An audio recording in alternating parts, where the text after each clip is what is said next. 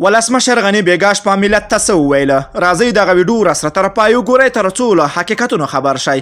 په سلامونو مهرکلی کوم دوستانو، خدای دې وکړي چې جوړ او روغ اوسئ. ولسمشر غني وایي په نوي حکومت کې هیڅ راز اختلاف نشته دی. له ډاکټر عبدالله سره د کشمکشونو له دوام سره ولسمشر غني وایي د ده په مشرۍ نوی جوړه شوی حکومت د ټولو ملي مسایلو په اړه یوه خوله دی او هیڅ راز اختلاف نشته دی. نوموړي تېره شپه په یوه خپاره کړي پیغام کې وویل چې د کابینې لومړنۍ غونډه یې هم کړې ده او په هغه کې پر یو لړ مسایلو بحثونه کړي دي. د ده په وینا د ټاکنیزو مسایلو د حل لپاره د نوي کابینې جوړولو تر یوه وخته ځنډولی ده، نو له همدې امله په اوسنۍ کابینې سره کار ته دوام ورکوي.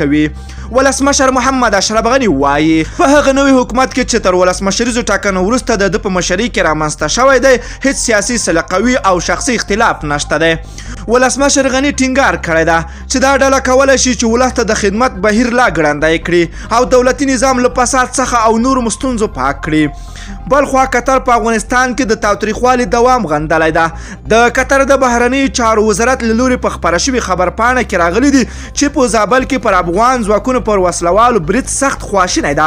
د دغه هیواد د بهرنیو چارو وزارت وایي چې په افغانستان کې د تاوتریخوالي اوسنۍ کچه د اندېښنې وړ ده او دوی غندنه کوي. دوی له طالبانو افغان حکومت غوښتنه کړې ده چې جګړه ودروي او په خپلو کې دایمي سولې لپاره خبرو اترو ته حاضر شي.